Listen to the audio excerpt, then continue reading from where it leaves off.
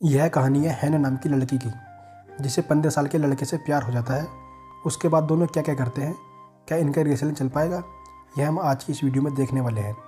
Hello दोस्तों, आज मैं एक्सप्लेन करने वाला हूँ द राइडर मूवी को, जो 2008 में आई थी। यह समय है 1995 में बर्लिन, जर्मनी। यहाँ हम माइकल नाम के एक आदमी को देखते हैं जो ब्रेकफास्ट बना रहा है। माइकल लास्ट नाइट एक औरत के साथ था। माइकल का डिवोर्स हो चुका है, वह एक अच्छा लॉयर भी है। माइकल का एक बेटी है जिसका नाम जूलिया है। जब औरत यहाँ से चली जाती है तब माइकल एक विंडो पर आकर ट्रेन को जाते हुए देखता है। उसे देखकर माइकल को अपनी पुरानी यादें आ जाती हैं। इसके साथ ही मूवी फ्लैशबैक में जाती है, जहाँ पर हम माइकल को देखते हैं जो केवल 15 साल का है। अभी वह स्कूल में पढ़ता है। जब माइकल स्कूल से वापस आ रहा था तब अचानक उसकी तबीयत खराब हो जाती है। वह बस से नीचे उतरकर उल्टियाँ करने लगता है। तभी वहाँ हैना नाम की लड़की आती है और माइकल की मदद करती है। तब माइकल रोने लगता है तो हैना उसे गले लगाती है और कहती है कि सब ठीक है। उसके बाद माइकल को वह घर पहुंचा देती है, जहां पर डॉक्टर माइकल से कहते हैं उसे स्कार्ट फीवर है, इसके लिए उसे 3 महीने तो घर पर ही रुकना पड़ेगा। इसके बाद जब माइकल ठीक हो जाता है तब माइकल अपनी माँ से उस औरत का पता पूछता है जिसने उसकी मदद की थी, ताकि वह उस औरत को थैंक यू बोल पाए। अब माइकल फूल लेकर हैना के घर जाता है। हैना उसका हालचाल पूछती है। उसे अपने काम के लिए देर हो रही थी, इसलिए माइकल को बाहर रुकने के लिए कहती है। तब हैना कपड़े बदल रही थी। तब माइकल चुपके से उसे देखता है। तब हैना को इसके बारे में पता चल जाता है। तब माइकल वहाँ से भाग जाता है। अगले दिन वह फिर हैना से मिलने जाता है। हैना उसे नीचे से कोयला लाने के लिए बोलती है। वह वापस आता है तो उसके कपड़े बहुत गंदे हो जाते हैं। हैना उसके कपड़े उतारने के लिए कहती है। तब दोनों की एक दूसरे से पहली बार नज़र मिलती है और यहाँ पर दोनों गपागप करते हैं। आते ही उसके डैड उससे बहुत नाराज़ होते हैं, क्योंकि माइकल बहुत ही लेट आया था, पर यहाँ उसकी माँ उसकी तरफदारी करती है। अब हर रोज़ माइकल हैना से मिलता है और उसके साथ गपागप करता है। माइकल स्कूल के बाद घर भी नहीं जाता और हैना से मिलने जाता है। दोनों काफ़ी समय साथ गुजरते हैं। बहुत दिनों के बाद दोनों एक दूसरे का नाम पूछते हैं। यहाँ पर हमें पता चलता है कि हैना की उम्र 35 साल है और माइकल की सिर्फ 15 साल। अब तो माइकल हैना को रोज़ बुक पढ़कर सुनाया करता है। इसके बाद ही दोनों इंटीमेट होते हैं। एक दिन माइकल वही ट्रेन में चढ़ता है जहाँ पर हैना काम करती थी। वह चाहता था हैना उससे बात करे, पर वह हैना माइकल को इग्नोर कर देती है। घर आकर माइकल उस पर बहुत गुस्सा करता है कि तुमने मुझे इग्नोर क्यों किया। हैना कहती है कि मैं समाज के सामने आपको इस तरह से नहीं अपना सकती, क्योंकि मेरी भी कुछ मजबूरियां हैं। माइकल उससे नाराज़ भी होता है, फिर भी वह वापस आ जाता है, क्योंकि वह हैना से बहुत प्यार करता है। यहाँ पर वापस दोनों इंटीमेट होते हैं। एक दिन माइकल हैना से साइकिल ट्रिप पर जाने के लिए बोलता है। हैना भी मान जाती है। वहाँ पर दोनों बहुत खुश थे। अब तो हैना भी माइकल को पसंद करने लगी थी। लंच करते समय हैना कार्ड को देखती है और कहती है कि मैं भी वही खाऊंगी जो माइकल खाएगा। दरअसल हैना एक अनपढ़ लड़की थी, उसे पढ़ना लिखना कुछ भी नहीं आता था। उसने यह बात माइकल को कभी नहीं बताई थी। यही वजह है कि वह माइकल से हमेशा बुक पढ़ने के लिए कहती है। माइकल उसके लिए वही पोएम लिखता है, पर वह उसे कभी नहीं सुना पाया। उन दिनों माइकल को स्कूल में एक लड़की मिलती है जिसका नाम सोफिया होती है। वह माइकल को बहुत पसंद करती थी, पर माइकल उसे इग्नोर करता था, क्योंकि उसकी और कोई पसंद थी। वह पसंद थी हैना। हैना का प्रमोशन होता है। माइकल अपने बर्थडे के दिन अपने दोस्तों को छोड़कर हैना के पास आता है। उस पर हैना बहुत गुस्सा करती है। माइकल उसे वहाँ मना लेता है और वह दोनों आखिरी बार इंटीमेट होते हैं। अगले दिन हैना बिना बताए घर से चली जाती है। जब माइकल हैना के घर आता है तो देखता है कि घर खाली है। हैना जा चुकी है। माइकल का दिल टूट जाता है। वह बहुत ही उदास रहता है और अपना वक्त अकेले ही बिताया करता है।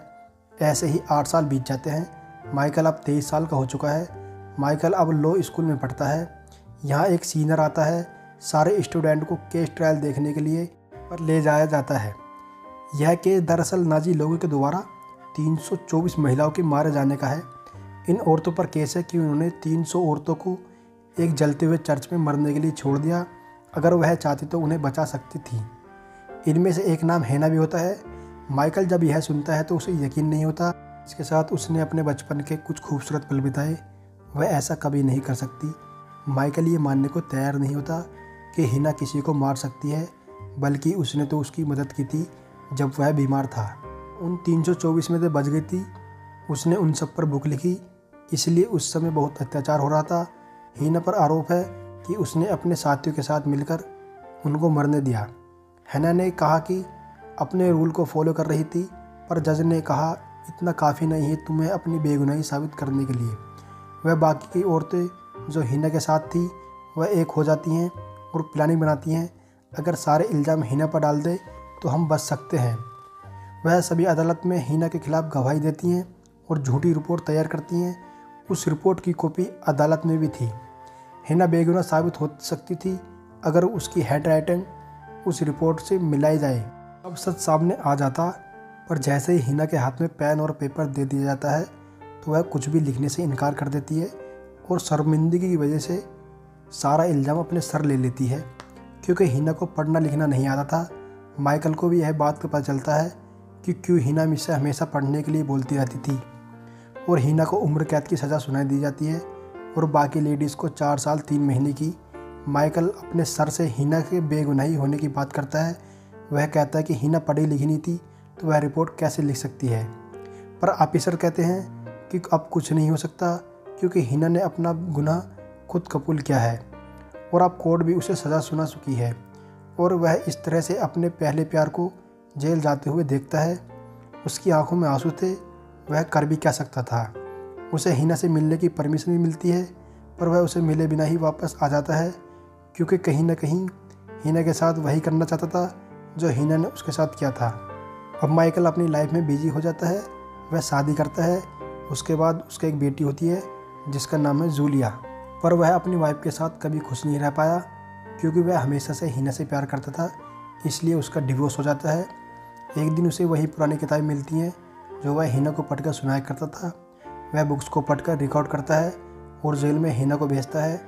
उसे सुनकर जेल लाइब्रेरी में कुछ किताबें लेकर वह पढ़ना लिखना सीखती है।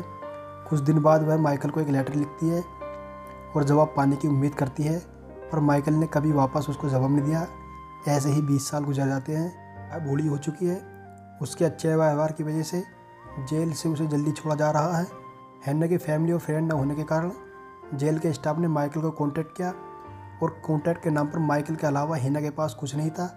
जेल के स्टाफ माइकल से कहते हैं कि बाहर की दुनिया उसके लिए बहुत नहीं है, समय उसे आपकी मदद की ज़रूरत है। माइकल एक घर और एक जॉब हिना के लिए ढूंढ देता है। हिना के छूटने के 1 हफ्ते पहले उसे मिलता है। यहाँ पर हिना से थोड़ा डिस्टेंस बनाकर रखता है। हिना उसे हाथ छूने की कोशिश करती है और माइकल ने अपना हाथ उससे दूर कर लिया। माइकल हिना से कहता है कि मैंने सारा इंतजाम कर दिया है और किसी चीज़ की ज़रूरत पड़े तो बोल देना। इसके लिए हिना थैंक यू कहती है और पूछती है कि तुमने शादी की। माइकल कहता है हाँ मैंने शादी की और मेरी एक बेटी भी है, पर हमारा डिवोर्स हो चुका है। उसके बाद हिना माइकल की आंखों में ऐसा प्यार देखना चाहती थी जिसे वह माइकल को अपना ही समझे, पर माइकल वहाँ से चला जाता है। उसकी रिहाई के अगले दिन उसे वह लेने जाता है, पर उसे खबर मिलती है कि हिना ने सुसाइड कर लिया है। मरने से पहले उसने माइकल के लिए खत छोड़ा जिसमें लिखा था, मैंने तुम्हारी वजह से पढ़ना लिखना सीखा। तरह मैंने वो किताबें पढ़ी जिसमें उन्होंने लिखा था कि कैसे चाइल्ड्स पर अत्याचार किए थे। वो कुछ पैसे छोड़ जाती है कि माइकल उन पैसों को एलाना को दे देना। माइकल एलाना से मिलता है और हिना के रिश्ते की बात करता है। वह हिना के अनपढ़ होने की बात भी करता है। एलाना भी अकेली हिना को दोषी नहीं मानती, वह पैसे लेने से इनकार कर देती है। माइकल इन पैसों को चूइज और ऑर्गेनाइजेशन को देने का फैसला करता है। इसके बाद वह अपनी लड़की जूलिया को हिना की कब्र पर ले जाता है। माइकल यह सारी कहानी अपनी बेटी को सुनाता है ताकि उसका दिल थोड़ा हल्का हो सके, और ये मूवी वहीं पर समाप्त हो जाती है। दोस्तों अगर वीडियो पसंद है तो लाइक करें, शेयर करें और ऐसी वीडियो देखने के लिए हमारे चैनल को सब्सक्राइब करें। Thank you.